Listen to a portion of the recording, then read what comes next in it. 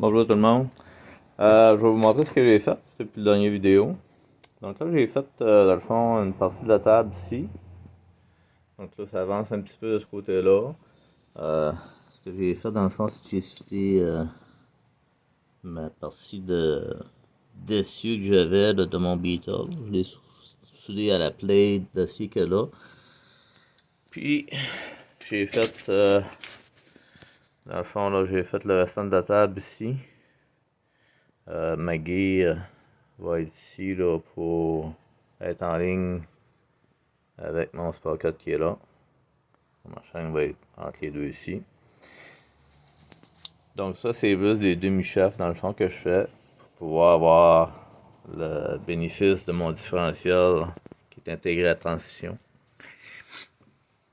De ce côté-ci, j'ai fait, dans le fond, un autre essieu. Celui-là, ça va être... c'est une barre là, de 1 pouce rainurée là, avec un chemin de clé. Puis ce que j'ai fait, c'est que j'ai soudé des suds par-dessus. Là, ici, vous voyez, là, il y a une pièce, il y a un moyeu avec un chemin de clé qui est fixé, dans le fond, à cette partie-là.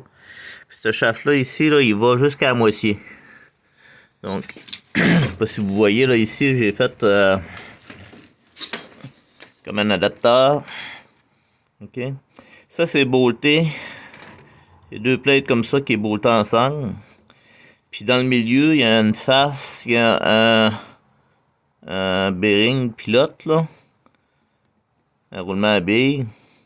Puis ce shaft-là rentre dans le roulement à billes. Puis il se continue de l'autre bord. Fait que là, si je veux barrer mon différentiel, je les bolte ensemble. Puis si je veux qu'ils ne soient pas barrés, je peux les débolter tout simplement puis les laisser lousses. Fait que là, les deux plates ici vont simplement glisser l'une dans l'autre.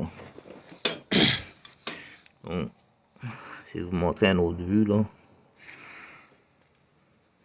Donc ici, dans le fond, le chemin de clé se trouve à être dans cette partie-ci qui est reliée encore là à mon shaft qui part de l'autre bord. Le bearing est dans la partie plus séparée ici. Donc c'est ce shaft-là qui rentre dans le bearing. Puis le bearing est supporté par cette pièce-là ici. Ça sert soudé ensemble.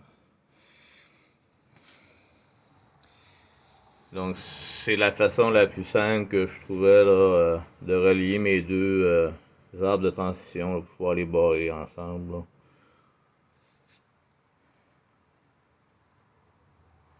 Donc reste à savoir une fois que débolté si ça va bien fonctionner quand même. D'après moi ça devrait là.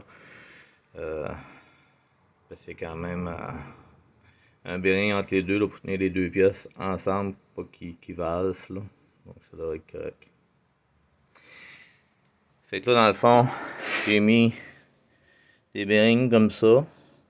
Les autres, je vais me passer des trous, je vais les botter directement à ce niveau-ci, sur ma table de suspension. Puis naturellement, il faut que je me fasse aussi une table, parce qu'il faut qu'il y ait deux bearings qui supportent ce shaft-là, parce que je vais avoir une guille ici, qui va être reliée en ligne avec cette guille-là ici. Ça va être relié par une chaîne.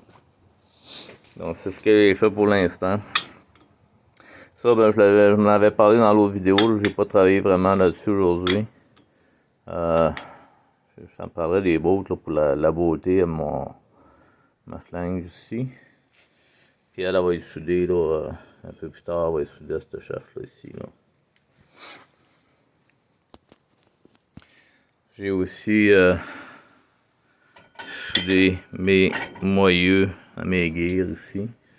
Puis là, ben, comme de raison, il manque toujours quelque chose, fait qu'il m'en manquait un pour finir. Donc là, j'en commande un autre. Puis, dans le fond, là, c'est ça, là, j'ai mis le drum ici, juste pour vous montrer, mais les breaks sont pas installés. Fait que, là, mes breaks vont aller de ce côté-là, sur cette roue-là. Fait qu'en freinant de cette roue-là, ben, ce que ça va faire, dans le fond, c'est que ça va faire aussi freiner l'autre roue, là, par l'intermédiaire des chaînes. Je vais avoir quand même des freins aux 6 roues. Puis, quoi d'autre qui a changé? Il n'y a pas vraiment grand chose d'autre qui a changé, là. J'ai fait cette plaque-là ici là, pour supporter un peu plus mon ressort de suspension. Puis, je vous avais parlé du disque de frein à main qui va être ici. Ça va être relié dans le fond là, à mon galipeur ici que j'ai commandé. Ça, ben, c'est un autre système qu'il faut que je travaille dessus, là, mais étant donné qu'il y avait beaucoup de pièces manquantes dans les freins ici pour les freins de stationnement, ben, c'est des pièces qui sont un peu plus difficiles à trouver, fait que je vais laisser faire complètement le frein de stationnement pour les roues arrière. Il va être situé là à la place. Donc le seul inconvénient là-dedans, c'est que si ma transition est trop neutre, naturellement, j'aurai pas de frein à main. Fait qu'il va falloir que je le laisse embrayer tout le temps là, si je veux bénéficier là, d'un certain pouvoir d'arrêt. Parce qu'au neutre, ça ne marchera simplement pas, là, ça va juste avancer tout simplement. Parce que faut pas oublier que ça, c'est dans le fond là, ce qui drive la transition. Donc si la transition est au neutre, nécessairement, ici, ça va être ça va être juste là, ça sera pour retenir.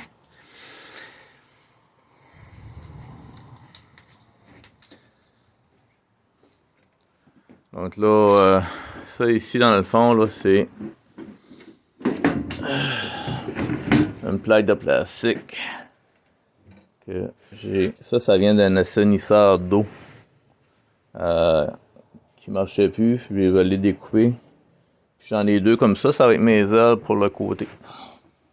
On va les installer de même.